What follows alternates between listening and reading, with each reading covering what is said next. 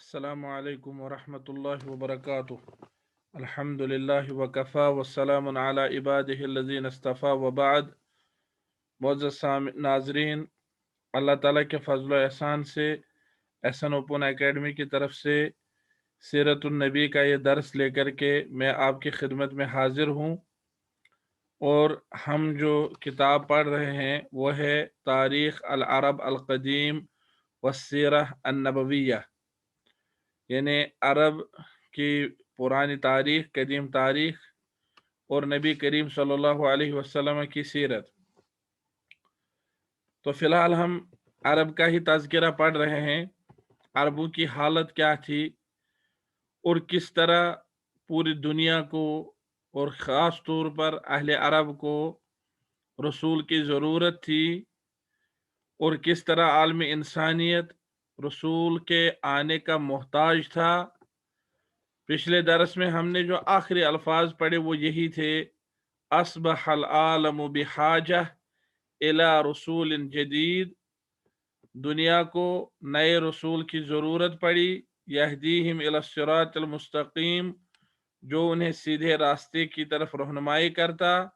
فکان ذلک رسول اللہ صلی اللہ علیہ وسلم محمد، تو وہ اللہ کے رسول محمد صلی اللہ علیہ وسلم ہی تھے۔ آج ہم پڑھیں گے اہل عرب کی سماجی زندگی، الحیات الاجتماعیہ، اور یہ درس آپ تک احسن اوپن اکیڈمی کی طرف سے پہنچایا جا رہا ہے۔ امید ہے کہ آپ اس درس سے استفادہ کریں گے اور ہمیں بھی ساتھ ساتھ اس بات کی اطلاع دیتے رہیں گے کہ واقعی آپ لوگ یہ دروس سماعت کر رہے ہیں، اور واقعی آپ کو یہ دروس سماعت کرنے سے یا یہ دروس مشاہدہ کرنے سے فائدہ ہو رہا ہے۔ مؤلف کا کلام ہم پڑھتے ہیں۔ مؤلف فرماتے ہیں: کانت الاسرۃ ہی عماد المجتمع، عرب کے اندر اس دور میں خاندان ہی سماج کی بنیاد اور سماج کا اہم ستون ہوا کرتا تھا۔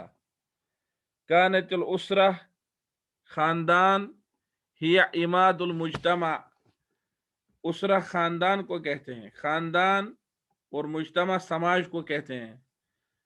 عماد کا مطلب ہے جس پر کسی چیز کا دارمدار ہو، بنیاد ہو۔ خاندان ہی سماج کی بنیاد ہوا کرتی تھی۔ والاب، اور باپ، ہوا سید الاسرہ، وہ خاندان کا، گھر کا رئیس اور بڑا مانا جاتا تھا، ہیڈ آف دا فیملی۔ والام ہی ربۃ المنزل، اور ماں، والام ماں، ہی ربۃ المنزل، وہ گھر کی دیکھ بھال کرنے والی اور مالکن تصور ہوتی تھی۔ وَيُكِنُّ الْأَبْنَاءُ الْاحْتِرَامَ الْوَاجِبِ لِلْوَالِدَيْنِ، اور بیٹے، ابنا، چاہے وہ مرد ہوں یا زن ہوں، بیٹے یقین اپنے اندر بھرپور طریقے سے پوشیدہ رکھتے تھے، اپنے اندر وہ لیے ہوتے تھے الاحترام الواجب، مکمل احترام، ضروری احترام والدین کے لیے، اور بچے اپنے والدین کے احترام سے ان کے دل بھرے پڑے ہوا کرتے تھے۔ وَكَانُوا يَمِيلُونَ إِلَى الْبَنِينَ، اور وہ لوگ بچیوں کی طرف مائل تھے، اکثر من میلہم، بچوں کی طرف مائل تھے، اکثر من میلہم إِلَى الْبَنَاتِ، بچیوں کی طرف مائل ہونے سے زیادہ لڑکوں کی طرف مائل تھے۔ یعنی وہاں ہر ایک یہ چاہتا تھا کہ اس کے گھر لڑکا پیدا ہو جائے لڑکی کے بنسبت۔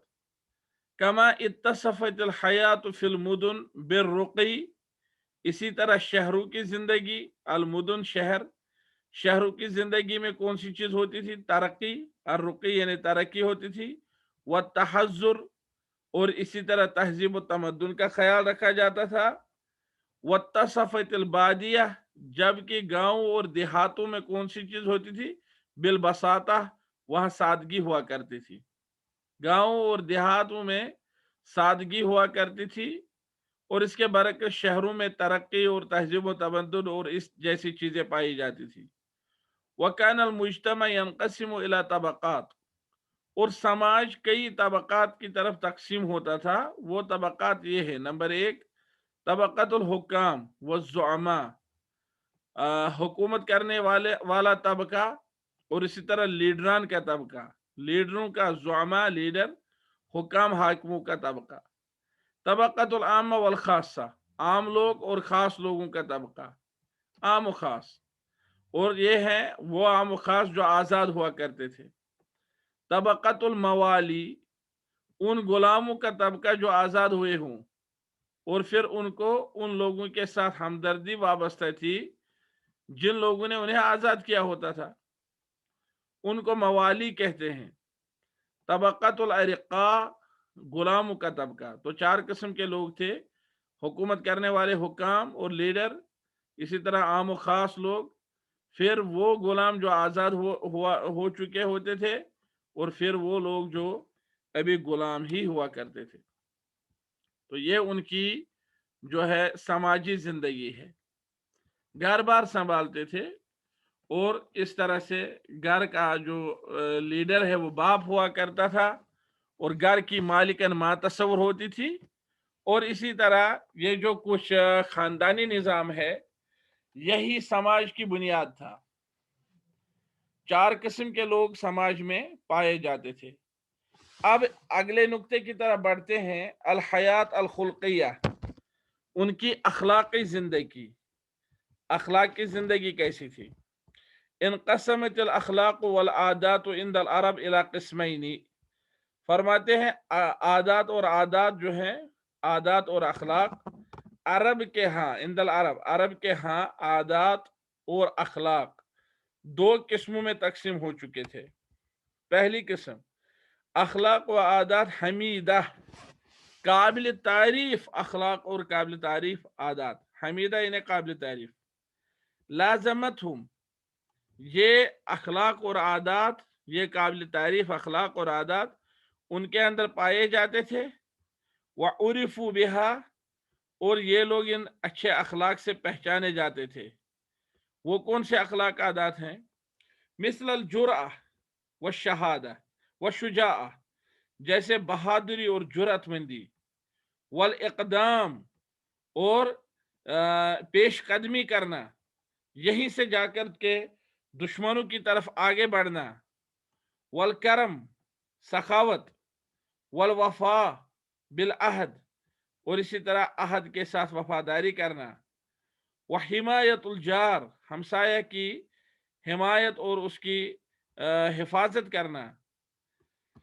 کمت تصف بعضهم بالحلم، اسی طرح ان میں سے بعض لوگ نرمی سے بھرے ہوئے تھے، ان کے اندر نرمی پائی جاتی تھی۔ والعنات، اور اسی طرح ان کے اندر میانہ روی پائی جاتی تھی۔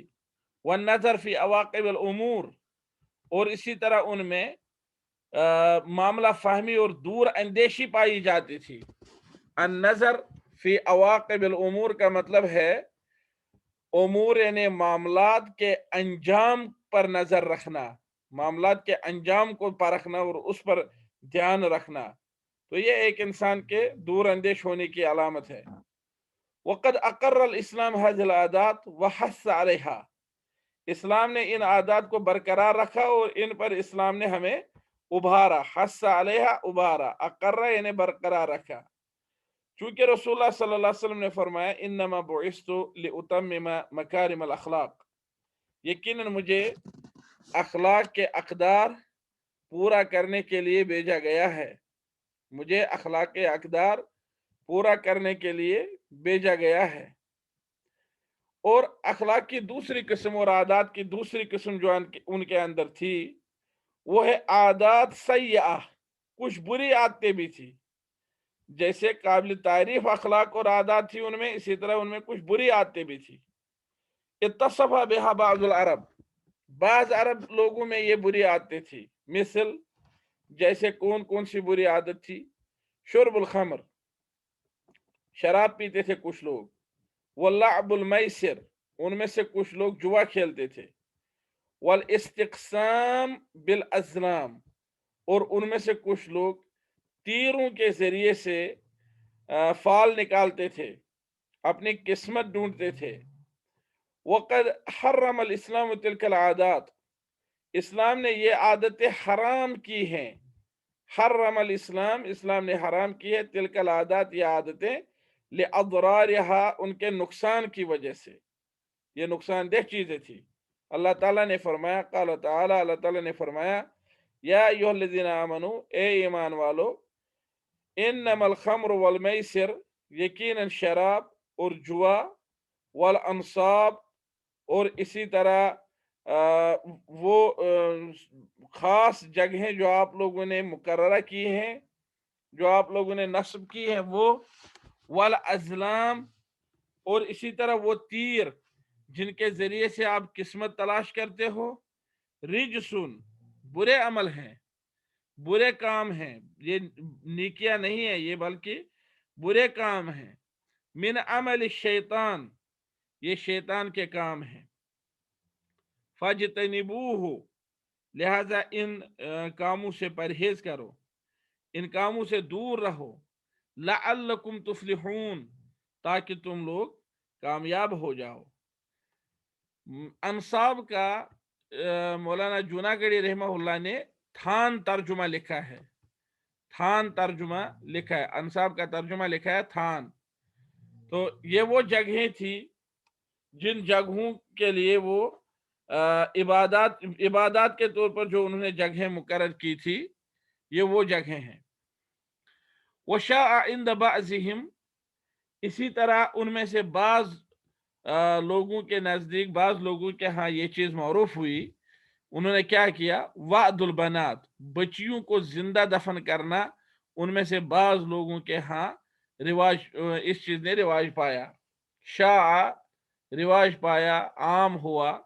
इंद बाज़िहिम, उनमें से कुछ लोगों के यहाँ, वादुल बनात, बच्चियों को जिंदा दरगोर करना। वक़द हर्रम अल्लाह ताला ज़ालिका, हालांकि अल्लाह ताला ने ये चीज भी हराम की है, बिक़ौलिही ताला, अपने इस फरमान से, व इज़ल मऊदतु सुइलत बिअय्यि ज़ंबिन क़ुतिलत, और याद करो वो दिन जब जिंदा दफन की हुई बच्ची से पूछा जाएगा कि तुम्हें किस गुनाह की बुनियाद पर कत्ल किया गया, बिअय्यि ज़ंबिन क़ुतिलत, कि उसे किस गुनाह की बुनियाद पर कत्ल किया गया। तो ये उनकी कुछ बुरी आदतें थी। अब एक और चीज है, एक और पहलू है, अल हयातुल अदबिया, उनकी अदबी जिंदगी क्या थी। कहते हैं नबगल अरब फी फनून अल अदब, अदब के फनून में अरब बहुत ही ज्यादा आगे बढ़े हैं।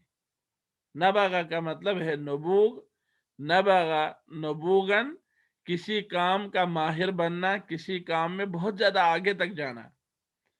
नबगल अरब फी फनून अल अदब, अदब के फनून में अरब बहुत माहिर थे, बहुत हद तक आगे गए। और कौन से फनून अदब, मिसल अशार, जैसे शार, वल खिताबा, और इसी तरह खताबत यानी कलाम करना, वल हिकम, हिकमत की बातें, अक़वाल ज़री कहना, वल अमसाल, और इसी तरह मुहावरे और मिसालें पेश करना, वल क़सस, और इसी तरह वल क़िसस, इसी तरह किस्सा गोई करना, किस्से बयान करना। व युअद्दु शअरुहुम हुवा सिज्लुल हाफिल बिआसारिहिम व मफाखिरिहिम, उनका शेर जो है, उनके जो अशार हैं, वो उनके फख्र के काम और उनके अच्छाइयों से भरे पड़े हैं। उनका शेर माना जाता है, युअद्दु शुमार किया जाता है, शअरुहुम, उनका शेर, हुवा सिज्लुल हाफिर, हाफिल, भरी हुई रजिस्टर, वो एक ऐसी रजिस्टर है, एक ऐसी किताब है जो भरी पड़ी है, बेआसारिहिम, उनके आसार से, यानी उन्होंने जो कुछ कारनामे अंजाम दिए हैं उनसे, व मफाखिरिहिम, और उनके उन कारनामों से जो उनके लिए वैसे बतौर फख्र है। फ़क़द सव्वरू फ़ीहि हवादिसहुम तारीखिया, क्योंकि इन्होंने अपने शेरों में अपने तारीखी वाक़ात जिक्र किए हैं, उनकी मंजर कशी की है, उनकी तस्वीर खींची है। व अकाइदहुम दीनिया, और दीनी अकायद भी उसमें जिक्र किए हैं। व मवाक़िफ़हुम सयासिया, सयासी मवाक़िफ़ अपने शहरों में बयान किए हैं। व अहवालहुम इज्तिमाइया, और अपनी समाजी जिंदगी अपने शहरों में उन्होंने जिक्र की है। अब एक और नुक्ता है अल हयातुल इक्तिसादिया, उन लोगों की इक्तिसादी जिंदगी कैसी थी। तो लिखते हैं तुमस्सिलु नशात अल अरब अल इक्तिसादी व तिजारी फी कज़ा व कज़ा, अरब की इक्तिसादी और तिजारती जो हरकत थी, जो नशात थी, जो उनकी कारकर्दगी थी, वो इन नुक्तों की सूरत में पाई जाती है। इन नुक्तों में अरब की इक्तिसादी और तिजारती कारकर्दगी पाई जाती है। नंबर एक, रायुल इबल वल माशिया, ऊंट चराना, भेड़ बकरियां चराना, ये उनकी इक्तिसादी और उनकी तिजारती कारकर्दगी में से एक है। उनकी इक्तिसादियात और उनकी तिजारत जो है वो इस पर मुनहसर थी। किस पर? रायुल इबल वल माशिया, ऊंट चराना और इसी तरह भेड़ बकरियां वगैरह चराना।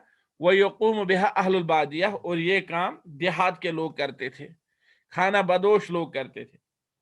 दूसरी चीज जो उनकी कारकर्दगी थी इक्तिसादियात और तिजारत के हवाले से, ज़िराअतुल बुकूल, सब्जियां उगाना, वल हुबूब, और इसी तरह फसलें, दालें वगैरह ये चीजें उगाना, या खजूर वगैरह उगाना। व यकूम बिहा अहलुल हज़र अल मुस्तक़िर्रून, और ये काम वो लोग करते थे जो सफर में नहीं होते थे, हज़र में होते थे। अल मुस्तक़िर्रून, किसी एक जगह जो ठहरे हुए होते थे, खाना बदोश नहीं। खाना बदोश ऊंट चराते थे और भेड़ बकरियां चराते थे, लेकिन जो लोग मुस्तकिल किसी जगह ठहरे हुए थे, अहलुल हज़र थे, यानी वो लोग जो शहरों में रहते हों, जो दूसरी जगहों पर मुस्तकिल एक जगह रहते हों, तो उन लोगों का काम था ये कि वो ज़राअत करते थे, वो अनाज बोते थे, और इसी तरह वो हबूब यानी दाने वगैरह फसलें बोते थे। और दानों में खजूर सबसे जो है वाज़ेह और सबसे बड़ी मिसाल है। तीसरी जो उनकी कारकर्दगी थी इक्तिसादियात और तिजारत के मैदान में, वो थी अस्सिनाअत अल यदविया, हाथ के जरिए से कारीगरी, हाथ की कारीगरी। मिसल अन-नसीज, जैसे किसी चीज को बुनना, जैसे स्वेटर वगैरह, बुनियान या कोई और कपड़ा, इस किस्म का कपड़ा बुनना। वल हिदादा, लोहार का काम करना। व दबागतुल जुलूद, और इसी तरह चमड़ियों की दबागत करना। व यकुम बिहा अस्सुन्ना अल मुस्तक़िरून, और ये काम भी वो कारीगर करते थे जो एक जगह पर ठहरे हुए थे, खाना बदोश नहीं थे। तो आप देखिए ये तीन काम इन्होंने जिक्र किए, कोई कपड़े वगैरह बुनना, और इसी तरह का लोहार का काम करना, और चमड़ियों की दबागत करना। ये हाथों की कारीगरी के जिम्मन में ये चीजें आती हैं। और चौथी चीज जो उनकी कारकर्दगी थी इक्तिसादियात और तिजारत के हवाले से, अतिजारा, चौथी चीज है तिजारत। तबादल तिजारा दाखिलिया फीमा बैनहुम, एक तो उन्होंने आपस में दाखिली तिजारत की, दाखिली तिजारत, तबादलु तिजारा दाखिलिया, उन्होंने तबादुल किया दाखिली तिजारत का, फीमा बैनहुम, आपस में। वक़द इश्तहरत कुरैश बिज़ालिक, और ऐसा करने में कुरैश बहुत ज्यादा मशहूर हो गई। यक़ूल सुब्हानहु व तआला, अल्लाह सुब्हानहु व तआला फरमाते हैं, लिईलाफि कुरैश ईलाफिहिम रिहलत शिताई वस्सैफ, और अल्लाह जो है इस आयत में, बल्कि इन दो आयतों में अल्लाह अज़्ज़ा व जल कुरैश का खास तज़किरा करते हैं तिजारत के हवाले से, कि कुरैश जो है ये दो किस्म का सफर करते हैं तिजारत के हवाले से। अल्लाह का फरमान है, लिईलाफी कुरैश, लिईलाफी कुरैश।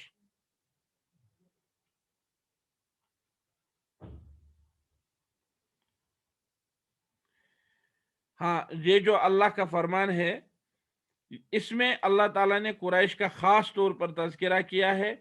और इस तज़किरे में कुरैश की जो खासियत जिक्र की गई है वो ये है कि कुरैश तिजारत के साथ मानूस हुए हैं।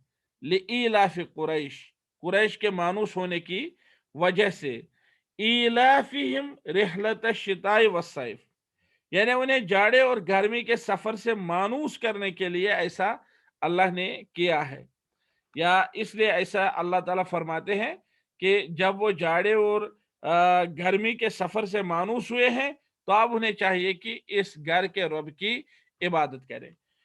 तो यहाँ पर इन दो आयतों में या उस पूरे सूरह शरीफ में अल्लाह ताला ने कुरैश को बहसियत एक तिजारत पेशा कौम पेश किया है, और कुरैश बढ़ चढ़ कर तिजारत में हिस्सा लेते थे। मोअज़्ज़ज़ नाज़रीन, यहाँ तक आपने अल्लाह ताला के फजल एहसान से किताब का हिस्सा पढ़ा। अब यहाँ से कुछ तदरीबात, कुछ तमरीनात, कुछ अस्इला व तदबीकात, यहाँ से सवाल जवाब का दौर शुरू होता है। आप देखें कि मेरे ख्याल में ये सवाल जवाब फिलहाल आपके लिए मुश्किल हैं। अगर अल्लाह ने चाहा मैं इसका उर्दू तर्जुमा कर सका, तो मैं आपको इसका उर्दू तर्जुमा भेज दूंगा। अगर ऐसा ना हुआ तो इसको हम किसी हद तक स्किप भी कर सकते हैं। अगले दरस में हम पढ़ेंगे इंशाअल्लाह ताला अस्सीरा अन्नबविया। फिलहाल जो कुछ हमने पढ़ाया अरब की पुरानी तारीख के हवाले से, उसमें से आप फिलहाल वो हिस्सा याद करेंगे, वो हिस्सा याद रखेंगे जो हिस्सा हमने अरब की हालात जो है, चाहे सियासी हालत हो, जैसे हमने सियासी हालत उनकी, फिर हमने पढ़ी दूसरी दीनी हालत, फिर पढ़ी उनकी समाजी हालत। ये देखिए ये सब सियासी हालत में ही आया है। अब सियासी हालत के बाद उनकी हमने पढ़ी, सियासी हालत ही इसमें ज़्यादा वसी मौजू है, ये बहुत सारे सफ़ात पर मुश्तमिल है। फिर हमने उनकी पढ़ी दीनी हालत, और दीनी हालत के बाद जो है हमने उनकी पढ़ी इज्तिमाई यानी समाजी हालत, समाजी हालत के बाद अखलाक़ी हालत, अखलाक़ी हालत के बाद अदबी और इक़्तिसादी हालत। ये 4-5 हालतें जो हमने अरब की पढ़ी है, इनको आप एक बार फिर हमारे ये दुरूस सुन करके इनका मुराजा करेंगे, इनको एक बार फिर आप समझेंगे इंशाअल्लाह ताला। तब तक के लिए अल्लाह ताला आपको अपने हिफ्ज़ व अमान में रखे, और हम इंशाअल्लाह ताला अगले दरस में अस्सीरा अन्नबविया शुरू करेंगे। अगले दरस में इंशाअल्लाह ताला अस्सीरा अन्नबविया का हिस्सा जो है ये शुरू होगा। तब तक के लिए व आखिरु दावाना अनिल हम्दुलिल्लाहि रब्बिल आलमीन व सल्लल्लाहु वसल्लम अला खैर खल्क़ि मुहम्मद व अला आलिहि व सहबिहि अजमईन। हमारे ये दरस सुनने के लिए और ये दरस देखने के लिए अल्लाह ताला आपसे दुआ है कि अल्लाह ताला आपको अजर अज़ीम अता फरमाए। एहसन ओपन एकेडमी की तरफ से एक बार फिर मैं आपका शुक्रिया अदा करता हूँ। आपने इस प्रोग्राम में शिरकत की, इस एक साल शरई कोर्स को ज्वाइन किया। अल्लाह ताला आपको अजर अज़ीम से नवाजे, और इल्म हासिल करने की तौफीक दे, और इल्म हासिल करने के साथ साथ उसकी तौफीक के साथ साथ अल्लाह ताला अमल की तौफीक से नवाजे। व आखिरु दावाना अनिल हम्दुलिल्लाहि रब्बिल आलमीन व सल्लल्लाहु वसल्लम अला खैर खल्क़ि मुहम्मद व अला आलिहि व सहबिहि अजमईन। अस्सलामु अलैकुम व रहमतुल्लाहि व बरकातुहू।